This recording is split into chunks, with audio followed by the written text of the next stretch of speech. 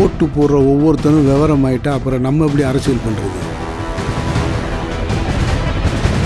உங்களோட ஒரு மாடு இருந்ததுன்னா 2 இருந்ததுன்னா ஒன்றை பிடிங்கிக்குவேன் அப்படின்னு பேசுவது என்பது ரொம்ப ரொம்ப தவறான பேச்சு. இதெல்லாம் வந்து ஒரு பிரைம் மினிஸ்டர் பேசக்கூடாது. அந்த கட்சியில் இருக்கிற சாதாரண தொண்டன் ஏதாவது பப்ளிக் மீட்டிங்கில் ஏதாவது பேசிட்டு போகிறான்னா அதை பற்றி நம்ம கவலைப்பட வேண்டியதில்லை. அப்போ அவர்கிட்ட ஒன்றும் சரக்கு இல்லை, பயந்து போய் பேசுகின்றார். பாகிஸ்தானில் இருக்கிற ஒரு முன்னாள் அமைச்சர் ராகுல் காந்தியை புகழ்ந்து பேசுகிறாரு. நவாஸ் ஷெரீப் வீட்டுக்கு எதுக்கு போனால், அவரோட எதுக்கு டீ சாப்பிட்னா திரும்பி காங்கிரஸ் கட்சியை கண்டுபிடிக்க யாத்திரை போவார் அப்படிங்கிறாரு. கேவலமான ஒரு அரசியல். இது வரைக்கும் நம்ம பார்க்காத அரசியல். என்னென்ன எலெக்ஷனுக்கு முன்னாடியே 400 நாங்கள் ஜெயிச்சிரும் அப்படிங்கிற மாதிரிலாம் பெரிய உதாரணம் விட்டார். அவர் என்ன சொல்கிறார், 190 எங்களுக்கு 100 தான் வருங்கிறாரு. இன்றைக்கி திரு அமித்ஷாட்ட கேட்கும்போது கூட தமிழ்நாட்டை பொறுத்த வரைக்கும் ஒன்றும் சொல்ல முடியாது, ரொம்ப டஃப் ஆகிட்டாங்க, யார் எவ்வளோ பேர் ஜெயிப்பாங்கலாம் நம்மளால் இப்போ ஒன்றும் உறுதியாக சொல்ல முடியாதுங்க. அவர் ராகுல் காந்தி பார்லிமெண்ட்டில் பேசும்போது you can never ever enter into தமிழ்நாடுன்னு சொல்லிவிட்டார் அவர் பார்லிமெண்ட்டில் பேசும்போது. அதை வந்து மனசில் எடுத்துட்டு நாம் எப்படியா வந்தே ஆகணும், என்ன நம்மளை இவ்வளோ கேவலமாக பேசுகிறாரு பார்லிமெண்ட்டில். தமிழ்நாட்டில் ஒரு இடம் வரதுக்கு வாய்ப்பு இருக்குது. சுப்பிரமணிய சாமியினுடைய ஸ்டேட்மெண்ட்ஸில் நம்ம அப்படியே காஸ்பல் ட்ரூத்துன்னு எடுத்துக்க வேண்டிய அவசியம் கிடையாது. அவர் இன்றைக்கெல்லாம் அந்த he is out of touch with so many things practically.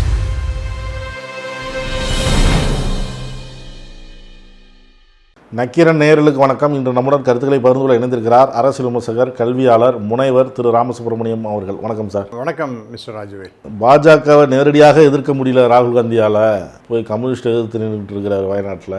அமைதியில் தோன்றதுக்கப்புறம் பாஜக எதிர்த்து பேசுகிறாரு. ஆனால் பாஜக வேட்பாளரை எதிர்த்து களத்தில் நிற்க முடியல அவரால் அப்படி விமர்சனங்கள்லாம் வந்துட்டு இருந்தது. இப்போ ரேபரேலியில் அவர் வேட்பாளராக அறிவிச்சிருக்கிறாங்க ராகுல் காந்தியை. இது எப்படி பார்க்குறீங்க? எதிர்பார்த்து தான் சார், எல்லாருமே நான் சொன்னது தான். ஏன்னா ரைபரேலியில் திரு ராகுல் காந்தி நிற்க வேண்டும் அப்படின்னு சொல்லிட்டு காங்கிரஸ் கட்சியிலே பெரிய ஒரு எதிர்பார்ப்பு இருந்தது. அவங்கெல்லாம் பல நாட்களாகவே அங்கே நின்றுட்டுருக்காங்க. அந்த ரைபரேலி ஆஃபீஸில் ராகுல் காந்தி வருவார், அவர் வந்து எலெக்ஷன் நிற்பார் அப்படிங்கிற மாதிரி. ஸோ அதன்படி அவங்க ஒரு டெசிஷன் எடுத்திருக்காங்க. இப்போ வந்து நீங்கள் வயநாட்டில் அவர் நின்னார்னா கம்யூனிஸ்ட் எதிர்த்து நிற்கிறார், பிஜேபி எதிர்த்து போரிடுறதுக்கு அவருக்கு தெம்பு திராணிலாம் கிடையாதுன்னு சொல்லிட்டு எல்லாம் பேசிகிட்டு இருந்தாங்க. இப்போ அதே உத்தரப்பிரதேசில் அவர் போய் நிற்கிறார். ஸோ அது ஒன்றும் அவர் ஒன்றும் பயப்படவும் இல்லை, ஒன்றும் இல்லை. அதனால் உத்தரப்பிரதேச பிஜேபியை எதிர்த்து இருக்கின்றார். அந்த முன்னாடி யார் அவர் காங்கிரஸ்காரராக இருந்தவர், இப்போ யார் இவருக்கு எதிர்த்து பிஜேபியில் நிற்கிறாரோ அவர் ஒரு காங்கிரஸ்காரராக இருந்தவர். அங்கே சோனியா காந்திக்கு எதிர்த்தாப்பில் அவர் போட்டிக்கிட்டார். ஸோ அதே ஜென்டில்மேன் ரஜபுத் வம்சத்தை சேர்ந்தவர். ஆகவே அவருக்கு மறுபடியும் ஒரு வாய்ப்பு கொடுத்துருக்காங்க. பார்ப்போம், பொறுத்து. அதனால் இவர் எங்கேயும் ஓடி போயிட்டார், உத்தரப்பிரதேசை விட்டு ஓடிட்டார், பயந்து போயிட்டார் அப்படிங்கிற மாதிரிலாம் பேசினதுங்கிறது வெறும் அபத்தமான பேச்சுங்கிறது எல்லாம் மக்கள் புரிந்து கொண்டு இருக்கின்றார்கள். பிரியங்கா காந்திக்கு வாய்ப்பு கிடைக்கும், அவர் போட்டிடுவார் அப்படின்லாம் சொன்னாங்களே, அது எஸ். அதில் வந்து ஒரு கருத்து உலவுகின்றது காங்கிரஸில். என்னென்னா, எப்போ பார்த்தாலும் குடும்ப ஆட்சி, குடும்ப கட்சி மாதிரி இருக்குது காங்கிரஸ். அதனால் ஒரே குடும்பத்தை சேர்ந்தவர்களுக்கே பதவிகள் கொடுக்கப்படுகின்றன அப்படிங்கிறதெல்லாம் இருக்குது. ஆகவே இப்போ இவர் நின்று ஆல்ரெடி சோனியா காந்தி அம்மையார் ராஜ்யசபாவில் மெம்பர் ஆகிட்டாங்க. இவர் இப்போ எலெக்ஷன் நின்று அடுத்தது அவங்களையும் நிறுத்தி வச்சாங்கன்னா அவங்க குடும்பத்தை சேர்ந்தவங்களே பாருங்கள், ஒரு அம்மா, புள்ள, பொண்ணு எல்லாருமே சேர்ந்து நிற்கிறாங்கன்னு சொல்லிட்டு நம்ம மோடி அவர்கள் பேசி கொண்டே இருக்கின்றார். அதுக்கு அவருடைய இது குடும்பம்னு சொல்லும் பொழுது இவங்களையும் நிறுத்தி வச்சாங்கன்னா அது வந்து அவர் வெறும் வாயம் மேல்ற அவருக்கு அவள் கிடைச்சா மாதிரி ஆகிடும்னு சொல்லிட்டு தற்காலிகமாக நிறுத்தி probably she May contest in Rajya Sabha election நான் நினைக்கிறேன். அதனால் அவங்களுடைய எனர்ஜி முழுக்களும் கேம்பெயினிங்கில் இருக்கும் அப்படின்னு நான் கருதுகிறேன். அங்கே ரொம்ப முக்கியமான ஒரு வேலையை செய்ய போகிறாங்க. அவங்க உத்தரப்பிரதேஷ் முழுக்களும் அவங்க தான் கவர் பண்ண போகிறாங்க. அதனால் அந்த பொறுப்பை கொடுத்துட்டு பிறகு ராஜ்யசபாவில் அவங்கள இன்டெக்ட் பண்ணலாம். அப்போ ஒன்றும் யாரும் கொஸ்டின் பண்ண முடியாது அப்படின்னு நான் ஃபீல் பண்ணுறேன். தீவிரமாக காங்கிரஸ் எதிர்த்து மோடி பிரச்சாரம் பண்ணிகிட்டு இருந்தார், ஏற்கனவே நம்ம பேசணும். இப்போ பாகிஸ்தானில் இருக்கிற ஒரு முன்னாள் அமைச்சர் ராகுல் காந்தியை புகழ்ந்து பேசுகிறாரு. பாகிஸ்தானே விரும்புது ராகுல் காந்தியை வரத்துக்கு. அப்புறம் நீங்கள் பார்த்துக்குங்க எப்படி இருக்குது, இவங்க பாகிஸ்தானில் எவ்வளோ தொடர்பு வச்சுருக்கிறாங்க அப்படின்னு. காங்கிரஸ் ஆட்சியில் இருந்தப்போ தான் மும்பை தாக்குதல் நடந்தது, பல பேர் உயிரிழந்தாங்க.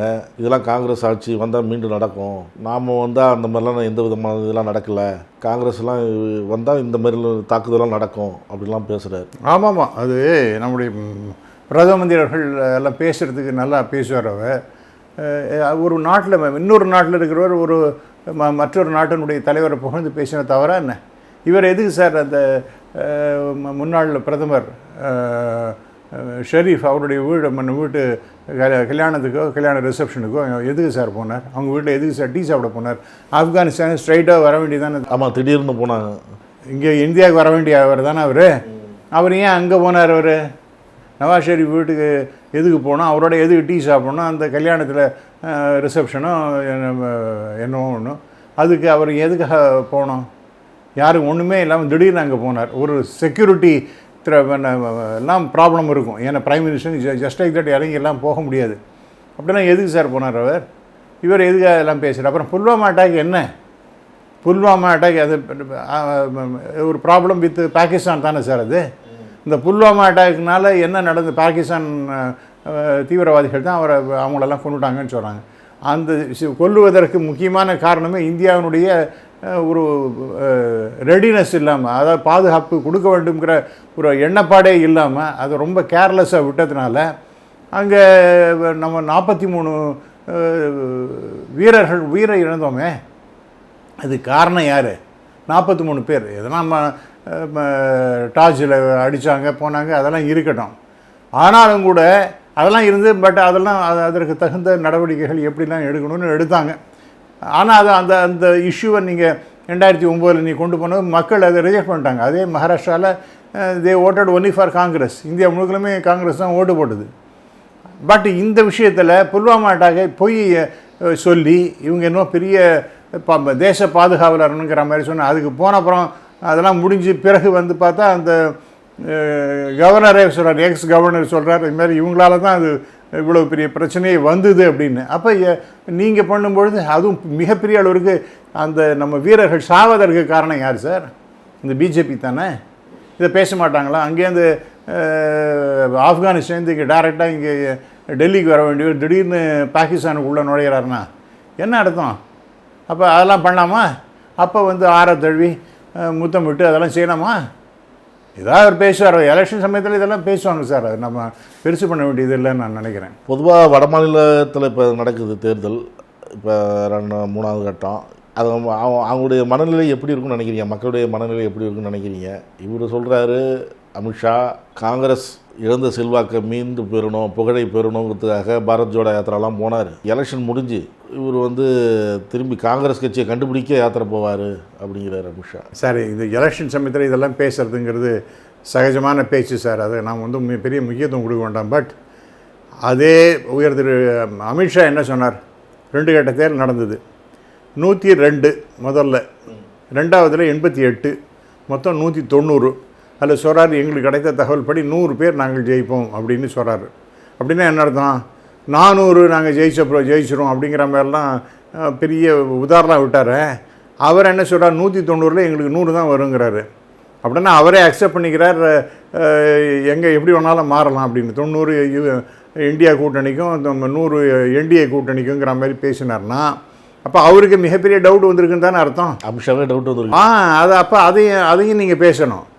அப்போ அமித்ஷா அவர்களுக்கு மிகப்பெரிய அளவுக்கு டவுட் வந்துருக்கு. 2 கட்ட தேர்தலையே கலகலத்துக்கு போயிருக்காங்க. இப்போ நம்ம பாரத பிரதமர் என்ன பேசுகிறார்?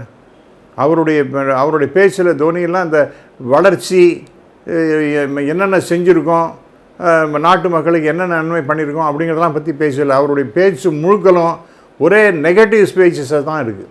அவங்க மட்டும் இல்லை, பிஜேபிக்காரங்க ஸ்பீச்சஸ்ஸு, அமித்ஷா ஸ்பீச்சு எல்லாம் நெகட்டிவ். அதாவது மத துவேஷத்தை களை போடுற மாதிரி, அதே போல்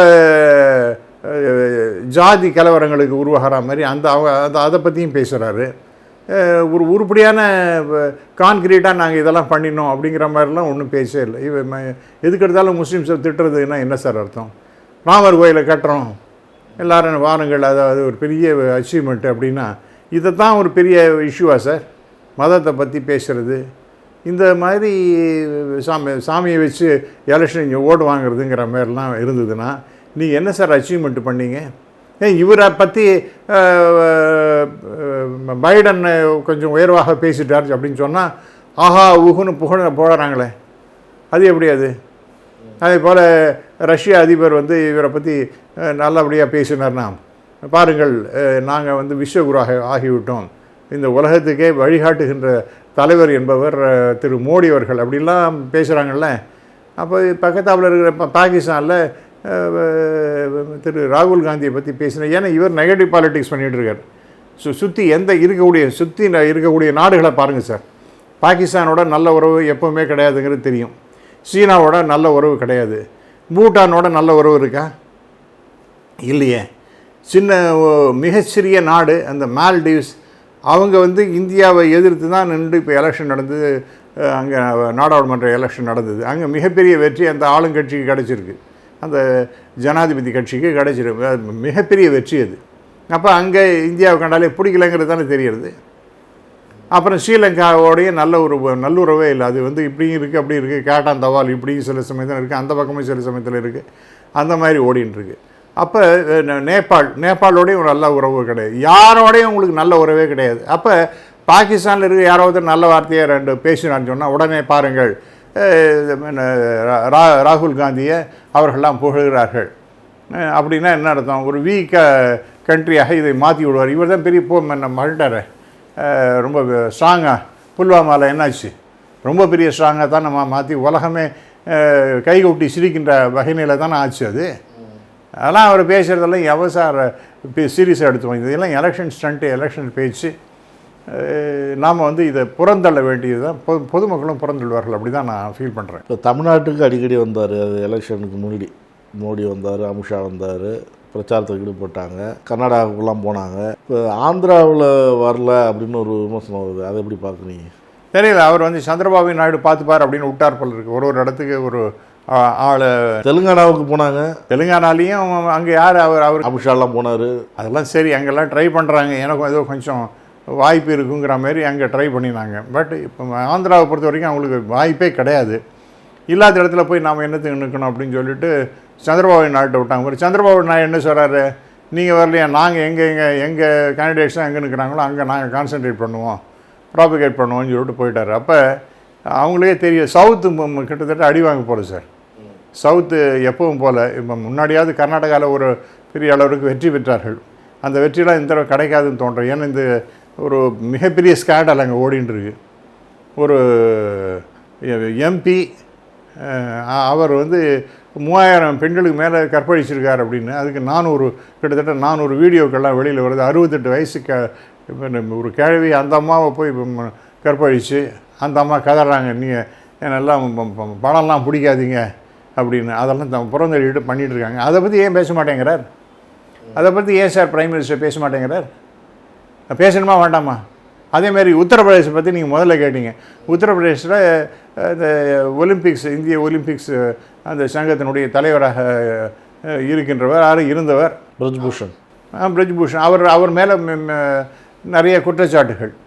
ஏன்னா இந்த விளையாட்டு வீராங்கனைகளையே எங்களெல்லாம் ரொம்ப கேவலமாக நடத்தினார், செக்ஸ் அத்துமீறல்கள் அவர்கிட்ட இருந்தது அப்படின்னு சொல்லிட்டு சொன்னாங்களா இல்லையா? அது மிகப்பெரிய அளவிற்கு பிரச்சனையை ஓடித்து. இப்போ அவருக்கு எலெக்ஷனுக்கு இடம் கொடுக்காம அவரோட பையனுக்கு கொடுக்குறது. ஸோ அதே ஃபேமிலி அந்த ஆட்களே வச்சுக்கணும், கொஞ்சம் கூட அவங்களெல்லாம் விட்டு கொடுக்கூடாதுன்னு சொல்லிட்டு பண்ணுறாங்கன்னா இது எப்படி இதை ஏற்றுக்க முடியும்? ஆகவே அவங்க வந்து செலக்டிவாக இதெல்லாம் பார்க்குறாங்க. அதாவது எவ்வளோ மோசமான ஆட்களாக இருந்தாலும் சரி அவங்களுக்கெல்லாம் நம்ம அகாமடேட் பண்ணிடணும் அப்படிங்கிற அளவுக்கு பிஜேபி இறங்கியிருக்கு. இதை தாண்டி இன்னொரு கேவலமான ஒரு அரசியல், இது வரைக்கும் நம்ம பார்க்காத அரசியல் என்னென்னா, எலெக்ஷனுக்கு முன்னாடியே சூரத்தில் பிஜேபி ஒரு நாட்டிலேயே ஒரு கெட்ட பேர் வாங்கின கட்சின்னு எல்லாருக்கும் தெரியும்.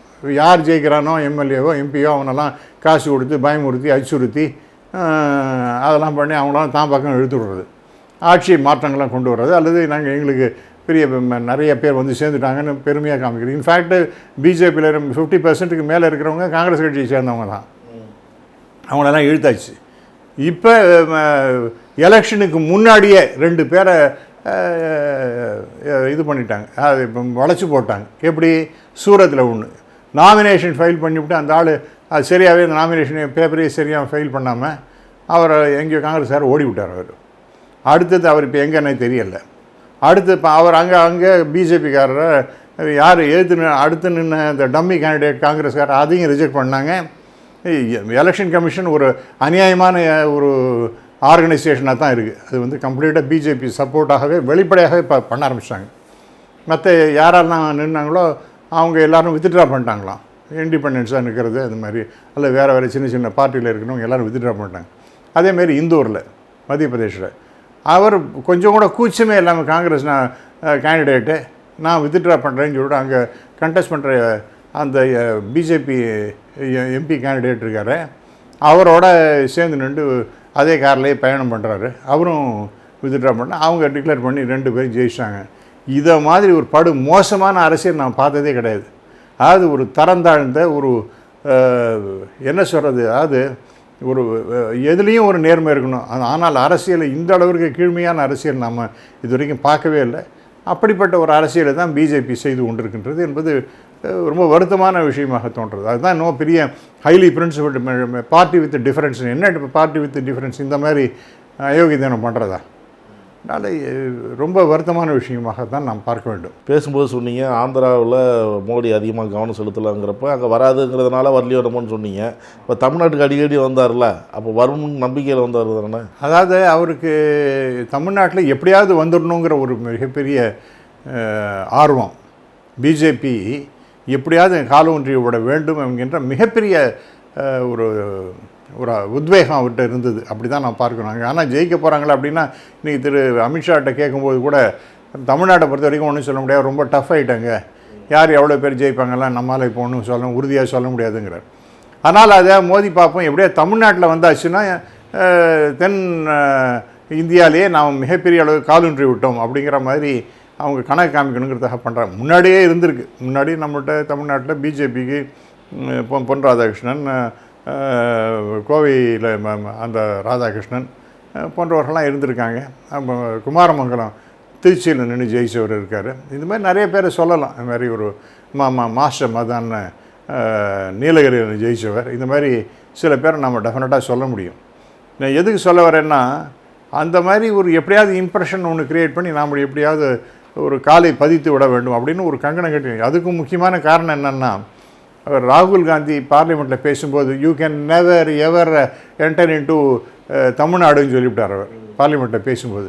அதை வந்து மனசில் எடுத்துட்டு நாம் எப்படியா வந்தே ஆகணும், என்ன நம்மளை இவ்வளோ கேவலமாக பேசுவார் பார்லிமெண்ட்டில், நான் எங்கே வரவே முடியாதுன்னு சொல்லிட்டு அதுக்காக கடுமையான முயற்சி பண்ணி 8 தடவை வந்திருக்கார். பட் அது தோல்வியில் தான் முடியும்.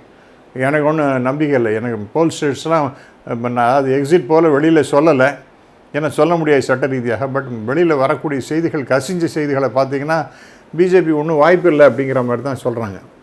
சுப்பிரமணிய சாமி பேசும்போது ஒரு இடத்துல சொல்கிறாரு, டோட்டலாக 275 வந்துடும், போன தடவை மாதிரி வராது, அதோட கொஞ்சம் கம்மியாக வரும், 275 வந்துடும். தமிழ்நாட்டில் ஒரு இடம் வரத்துக்கு வாய்ப்பு இருக்குது, மற்ற இடங்களை பற்றி எனக்கு தெரியாது, நயினா நாகேந்திரன் வந்துடுவார் அப்படிங்கிறார். சுப்பிரமணிய சாமியினுடைய ஸ்டேட்மெண்ட்ஸில் நம்ம அப்படியே காஸ்பல் ட்ரூத்துன்னு எடுத்துக்க வேண்டிய அவசியம் கிடையாது. அவருக்கு இன்றைக்கெல்லாம் அந்த he is out of touch with so many things practically. இன்றைக்கி அவர் ஏதோ பேசுகிறார் சார், நிறைய விஷயத்த பேசுகிறார் ஒழிய ப்ராக்டிக்கலாக அவருக்கு இன்றைக்கி கிரவுண்ட் லெவலில் என்ன நடக்கிறதுங்கிறத பற்றி தெரியுமான்னு தெரியல. அவர் முன்னாடி ரொம்ப காலத்துக்கு முன்னாடி, இப்போ இல்லை, முன்னாடியே ஒரு கேள்வி கேட்கும்பொழுது, நிருபர்களில் கேட்கும்பொழுது நயினார் நாகேந்திரன் வந்து வருவார்னு நான் நினைக்கிறேன் அப்படிங்கிற மாதிரி ஒரு 1.5 மாதத்துக்கு முன்னாடி என்ன கூட சொன்னார். அவர் 1 மாதம் 1.5 மாதம் முன்னாடி சொன்னார். அதனால் அவருக்கு ஏதோ ஒரு சாஃப்ட் கார்னர் நயினார் நாகேந்திரன். ஆனால் அங்கே டஃப் ஃபைட்டாக இருக்குங்கிறது தான் எல்லாருக்கும் தெரிஞ்ச சமாச்சாரம். நயினார் நாகேந்திரன் அவர் வந்து you cannot brush him aside அப்படிங்கிறது எல்லாருக்கும் இது. ஏன்னா அவரை வந்து எல்லோரும் அங்கே வந்து பெருமையாக பேசுகிறது என்ன, பண்ணையார்னு அவரை பேசுகிறாங்க அப்படிங்கிற மாதிரிலாம் சொல்கிறாங்க. ஸோ இருக்கலாம், நான் வந்து ரொம்ப டஃப்பாக. பட் அங்கேயும் கூட டிஎம்கே அது காங்கிரஸ் ஜெயிப்பதற்கு வாய்ப்பு இருப்பதாக தான் சொல்கிறாங்க. ஒரு பெரிய அளவிற்கு ஜெயிக்கிறதுக்கு மார்ஜினில் ஜெயிக்கிறதுக்கு இல்லைன்னா கூட ஒரு ஸ்மால் மார்ஜினில் அங்கே காங்கிரஸ் ஜெயிக்கிறதுக்கு வாய்ப்பு இருக்குதுன்னு தான் சொல்கிறாங்க. பொறுத்திருந்து பார்ப்போம், நமக்கு அது தெரியாது. மீண்டும் பாஜக வந்துச்சுன்னா 2 தடவை மோடி இருந்துட்டார் பிரதமராக, வாய்ப்பு கொடுத்தாச்சு. 3வது தடவை அந்த வாய்ப்பை கொடுக்கக்கூடாதுங்கிறாரு சுப்பிரமணிய சாமி. சார் இப்போ நிறைய அவர் 275ன்னு அவர் ஏதோ ஒரு கணக்கு சொல்கிறார். அதாவது அப்சல்யூட் மெஜாரிட்டி பிஜேபி வந்துடும், சிம்பிள் மெஜாரிட்டி வந்துருங்கிற மாதிரி பேசுகிறார். பட் நிறைய ஆய்வுகள் என்ன சொல்கிறாங்கன்னா இப்போ 200 220 இதுக்கு மேலே தாண்டாது என்டிஏ அப்படின்னு சொல்கிறாங்க. இப்போ எதை நீங்கள் எடுத்துப்பீங்க நமக்கு தெரியாது. பொறுத்திருந்து இப்போ 4ஆம் தேதி ஜூன் அன்றைக்கி என்ன ரிசல்ட் வருதோ அதை நம்ம பேஸ் பண்ணி பேசலாம். அது யாராலையும் இப்போ வந்து சரியாக கணிக்க முடியாது. பிஜேபி தோதுருவோமா, காங்கிரஸ் கூட்டணி ஜெயிச்சிருமா அப்படிங்கிற மாதிரி. இப்போ ஏற்கனவே நீங்கள் நம்மள்கிட்ட பேசும்போது 200 இந்த மாதிரிலாம் வந்ததுன்னா காங்கிரஸ் கூட்டணி பக்கம் மற்ற கட்சிகள்லாம் வந்துடும் நீங்கள். எஸ், இப்போவும் நான் அதை தான் சொல்கிறேன். அதாவது பிஜேபிக்கு 200 220 வந்தாலும் கூட அவங்களுடைய கூட்டணியில் இருக்கக்கூடிய சில கட்சியெல்லாம் கூட பிச்சுட்டு காங்கிரஸ் கூட்டணி ராகுல் காந்தியோடு சேர்ந்துட்டுருவாங்க அப்படிங்கிறத நான் இப்போவும் அதை உறுதியாக சொல்கிறேன். ஏன்னா இவங்க அத்தாரிட்டேரியன் ரூலாக இருக்குது, இவங்களோட வேணாம் நம்ம ஃப்ளெக்சிபிளாக இருக்கக்கூடிய இந்தியா கூட்டணியிலே போய் சேருவோங்கிற மாதிரி வரத்துக்கு நிறைய வாய்ப்புகள் இருப்பதுங்கிறது சந்தேகமே கிடையாது. அதனால் இப்போ டெஃபினட்டாக பிஜேபி வருமானு சொல்ல முடியாது. அது 4th அன்னைக்கு எப்படி வருது, மக்களுடைய தீர்ப்பு எப்படி இருக்குங்கிறத நம்ம பார்ப்போம். ஆனால் தமிழ்நாட்டை பொறுத்த வரைக்கும் ஐ திங்க் நிறைய போல் கணிப்புகள் என்ன வருதுன்னா 40க்கு 40 திராவிட முன்னேற்ற கழகம் முன்னாடி மாதிரி அந்த பிரம்மாண்டமான 4 லட்சம் 3 லட்சம் 2.5 லட்சம் அப்படிங்கிற மாதிரி ஓட்டு வித்தியாசத்தில் 2019 ஜெயிச்சாங்களே அந்த மாதிரிலாம் இருக்காது. ஆனால் ஏதோ ஒரு ரொம்ப குறைஞ்ச வித்தியாசத்தில் ஜெயித்து விடுவார்கள் அப்படின்னு தான் சொல்கிறாங்க. அது இப்போ எவ்வளோ தூரம் அது உண்மைங்கிறத நம்ம பொறுத்துன்னு தான் பார்க்கணும். நம்மளாம் இப்போ கணிக்க முடியாது. தமிழ்நாட்டு பாஜகவில் தேர்தலுக்கு பணம் கொடுத்தாங்க, டெல்லியிலேருந்து பணம் அனுப்புனாங்க. இங்கே வந்து அந்த பணம் வந்து சரியாக இவங்க செலவிடலை, பட்டுவாடா ஆகலை, சில பேர் அதை வந்து எடுத்துக்கிட்டாங்க அப்படிங்கிற குற்றச்சாட்டுலாம் இருக்குது. அதை எப்படி பார்க்குறீங்க? இருக்கலாம் சார், இது காஞ்ச மாடு கம்பில் வந்து விழுந்ததாங்கிற மாதிரி இந்த பிஜேபிக்கு இன்னும் இன்றைக்கி கூட ஒரு முக்கியமான பத்திரிகையில் வந்துருக்கு, தமிழ் பத்திரிகையில் 15 கோடி ரூபா ஒரு கான்ஸ்டிடுவன்சி கொடுத்தாங்களாம். அந்த பணத்தெல்லாம் ஒரு சில நிர்வாகிகள்லாம் வாய் சுருட்டி சாப்பிட்டு போயிட்டாங்களாம். இது வந்து அதனால் டெல்லி தலைமை அதற்காக ப்ரோவ் பண்ணிகிட்ருக்காங்க. இது வந்து மிகப்பெரிய தவறு நடந்திருக்கு, நேர்மையற்ற ஒரு செயல்பாடுகள் இங்கே தமிழ்நாட்டில் பிஜேபியை பொறுத்த வரைக்கும் நடந்திருக்குன்னு அவங்க ப்ரோவ் பண்ணுறதுக்காக சொல்கிறாங்க. அது எவ்வளோ தூரம்னு நமக்கு தெரியாது. அது ஆனால் அவர்கள்லாம் மனித புனிதர்கள்லாம் கிடையாது. பிஜேபி முன்னாடி இந்த பிஜேபியெல்லாம் நான் பார்த்துருக்கின்றேன். நான் பாவம் எல்லோரும் கையில் இருக்கிற காசை போட்டு அவங்க தான் வேலை செஞ்சுட்டு போவாங்க. அதனால் யாரும் இந்த கட்சிகிட்டேருந்து பணம் வாங்குறதுன்னா என்ன அதிகபட்சம் வந்துன்னா 20,000-25,000 ரூபா அவ்வளோதான் வரும். அதுக்கு மேலாம் ஒன்றும் வராது. ஏன்னா அவங்கள்டையும் பணம் கிடையாது. நிற்கக்கூடிய கேண்டிடேட்ஸும் ரொம்ப எளிமையானவர்களாக இருப்பார்கள். அவர்கள் வேலை செய்கிறவர்களும் ரொம்ப எளிமையான மனிதர்களாக தான் இருந்தாங்க. இப்போ எல்லாரையும் ஒரு ஏதோ அவங்களே ஒரு ஹிடன் அஜெண்டா வச்சுட்டு தான் இந்த கட்சியில் சேர்றாங்க. எப்படியோ பணம் பண்ணிடணும், ஏதாவது பதவி வந்துடணும் அப்படிங்கிற மாதிரி தான் பண்ணுறாங்க. இது ஒரு பெரிய ஆப்பர்ச்சுனிட்டி ஆச்சு. எலெக்ஷன் சமயத்தில் ஒரு 15 கோடி ஒரு கான்ஸ்டிடுவன்சி கொடுத்தாங்கன்னா நிர்வாகிகள் அவங்களாம் சுருட்டின்ட்டு போயிட்டாங்க. மற்ற அலையன்ஸ் பார்ட்னர்ஸ்லாம் கூட பணம் கொடுத்தாங்க, அதெல்லாம் கூட சரியாக மற்ற வேலை செஞ்சவங்களாம் கொடுக்கல, பூத்து லெவலில் வரைக்கும் கொடுக்கவே இல்லை அப்படிங்கிற பேச்செல்லாம் இருக்குது. அதெல்லாம் உண்மை இல்லைன்னு சொல்ல முடியாது சார். ஏன்னா இன்றைக்கி அந்த நான் சொன்னாப்பில் இன்றைக்கி எப்படிலாம் பணம் பண்ணணும் அப்படிங்கிற மாதிரி பிஜேபியில் இருக்கக்கூடிய பலருக்கு அந்த ஆசை ரொம்ப அதிகமாக போயிடுது. அதன் காரணமாக அது செய்திருக்கலாம் அப்படின்னு தான் நானும் நம்புகிறேன். தேர்தல் பிரச்சாரத்தில் நாளுக்கு நாள் தீவிரமாக தான் அவங்களும் போகிறாங்க. காங்கிரஸ் ஆட்சிக்கு வந்தால் சொத்துக்களை பறிமுதல் பண்ணுவாங்க, தங்கத்தை எடுத்துக்குவாங்க, தாலியெல்லாம் எடுத்துக்குவாங்க, எல்லாம் அது ஒரு பக்கம் போயிட்டு இருந்தது பிரச்சாரம். இப்போ நீங்கள் 2 எருமை மாடு வச்சுருந்தா ஒரு எருமை மாடை காங்கிரஸ் பிடிக்கிட்டு போயிடும் அப்படிங்கிற அளவுக்கு பேசுகிறாரு மோடி. இல்லை இன்னொரு நல்ல தெளிவாக நீங்கள் சொல்கிறீங்க, இவங்க பிரச்சாரம் எடுபடாதுன்னு நீங்கள் சொல்கிறீங்க இல்லையா, பாஜகவுடைய பிரச்சாரம் எடுபடாது, மக்களுக்கு நல்லா புரியும் அப்படின்னு சொல்கிறீங்க. மிக தெளிவாக ரொம்ப அழகாக சொல்கிறாரு. நம்ம இந்திய கலாச்சாரம் என்ன, வீட்டில் பெரியவங்க இருக்கிறாங்க, தாத்தா பாட்டி இருக்கிறாங்க, அவங்க என்ன நினைப்பாங்க, பேரன் பேத்திக்கு கல்யாணம் ஆகணும், அப்படி ஆனால் ஒரு மூக்குத்தி போடணும், ஒரு தோடு போடணும், ஒரு செயின் போடணும், ஒரு மோதிரம் போடணும் அப்படின்னு சேர்த்து வச்சுருப்பாங்க. இப்போ காங்கிரஸ் வந்துச்சுன்னா அதெல்லாம் பிடிக்கிட்டு போயிடும், யாருக்கு கொடுக்கணுமோ அவங்களுக்கு கொடுத்துருவாங்க. அப்படிங்கும்போது இது வந்து ஒரு அவங்களுக்கு போய் சேராதா இது இந்த மாதிரி விஷயங்கள்? சார் இன்றைக்கி கைப்புண்ணு கண்ணாடியே தேவையில்லைன்னு சொல்லிட்டு இந்தியாவில் ஏழைக்கும் பணக்காரனுக்கும் உள்ள வித்தியாசம் ரொம்ப ரொம்ப அதிகமாக இருக்கக்கூடிய நாடு இந்தியா, ரைட்டா? அப்போ நீங்கள் வந்து கம்மலை பிடிங்கிட்டுருவான், மூகுதி பிடிங்கிட்டுருவான், இல்லை எருவு மாட்டை பிடிங்க யாருக்கோ தானம் பண்ணுவாங்க அப்படிங்கிற மாதிரிலாம் பேசுகிறதுங்கிறது இன்றைக்கி இந்தியாவில் மிகப்பெரிய அளவிற்கு பிரச்சனை என்ன, ஏழ்மை பணக்காரங்க சார். கிட்டத்தட்ட 22 பணக்காரன், அவன்ட்டு 70% மக்களுடைய சொத்துக்கள்லாம் அவங்க கையில் தான் போய் சேர்ந்துருக்குன்ற இதெல்லாம் யார் சொல்கிறாங்க? நிறைய ஆய்வுகள் பண்ணி உலக அளவில் நடக்கக்கூடிய ஆய்வுகளில் ரொம்ப தெளிவாக சொல்லப்பட்டிருக்கின்றது. அப்போ யார் ஆட்சியை பற்றி நான் நிச்சயமாக பேசணும். இப்போ this is for Adani and அம்பானின்னு திருப்பி ராகுல் காந்தி பேசுகிறாருன்னா, ஆமாம் அவங்களுக்கு தான் கார்ப்பரேட் செக்டருக்காக தான் இந்த கட்சியானது இயங்கி கொண்டு இருக்கின்றது, இந்த ஆட்சியானது இயங்கி கொண்டு இருக்கின்றது. அது வந்து மக்கள்கிட்ட போய் சேராதா? நான் கேட்குறேன், இது வந்து they are talking about inheritance tax அப்படின்னா செத்துப்போன பிறகு எஸ்டேட் டியூட்டின்னு பேர். அது செத்துப்போன பிறகு அந்த அவங்க விட்டுட்டு போன சொத்து இருக்கே அதுக்கு டேக்ஸ் கட்டி ஆகணும் அப்படிங்கிற மாதிரி ஒரிஜினலாக இருந்தது. 1985 தான் அந்த சட்டமே போச்சு. அது வரைக்கும் அது இருக்க தான் செஞ்சுது. ஆனால் அதை கொண்டு வரணுங்கிறது 2014 ஜெயந்த் சின்ஹா ஃபைனான்ஸ் மினிஸ்டர் இருந்தவர், ஜூனியர் ஃபைனான்ஸ் மினிஸ்டர் ஸ்டேட் லெவலில். அவர் யஷ்வந்த் சின்ஹாவுடைய பையன். அவர் என்ன சொன்னார், இந்த இன்ஹெரிட்டன்ஸ் டேக்ஸை கொண்டு வருவோம், எஸ்டேட் டியூட்டி மறுபடியும் கொண்டு வருவோம் 2014. அதேமாதிரி அருண் ஜெட்லி 2018 சொல்கிறார், நாங்கள் மறுபடியும் எஸ்டேட் டியூட்டியை கொண்டு வருவோம். ஏனென்றால் நிறைய அசட்ஸை விட்டுட்டு போகிறாங்க, அதெல்லாம் யாராருக்கெல்லாம் அவங்க குடும்பத்தாருக்கு போய் சேர்றது, அதனுடைய ஒரு போர்ஷனை நம்ம அரசாங்கம் எடுத்துக்கொண்டு எல்லாருக்கும் கொடுக்கணும் அப்படிங்கிற மாதிரிலாம் பேசுகிறாங்க. இது வந்து இந்த மாதிரி காங்கிரஸ்காரனை ஏதாவது அவங்களுடைய மேனிஃபெஸ்டோவில் இருக்கான்னு நான் கேட்குறேன். இது மாதிரி எஸ்டேட் டியூட்டியை கொண்டு வரணும். நீங்கள் என்ன சொல்லலாம், ஒன்று சாம் பிட்ரோட ஏதோ பேசினார், அவர் அட்வைசர் தானே, அது அவருடைய கருத்து ஏதோ ஒன்று சொல்லிட்டு போகிற 1000 பேர் 1000 கருத்து சொல்லுவாங்க. அதான் இல்லைன்னு சொல்லியாச்சு. நான் அஃபிஷியலாக காங்கிரஸ் நாங்கள் அதுமாதிரி ஒன்றும் சொல்லலை, எங்கள் இதில் ஒன்றும் கிடையாது, மேனிஃபெஸ்டோவில் கிடையாதுன்னு சொல்லியாச்சுன்னு அதுதான் எடுத்துக்கணும். நீங்கள் நேரில் விளக்கம் சொல்கிறேங்கிறாரு கார்கே. எஸ், ஒன்றுத்துக்கு நான் அந்த எங்களுடைய மேனிஃபெஸ்டோவில் இருக்கிற விஷயத்தை நேரடியாக வாங்க நான் உங்களுக்கு சொல்கிறேன், அதுக்கு வரதுக்கு ரெடியாக இருப்பாரா? அதெல்லாம் வரமாட்டார்.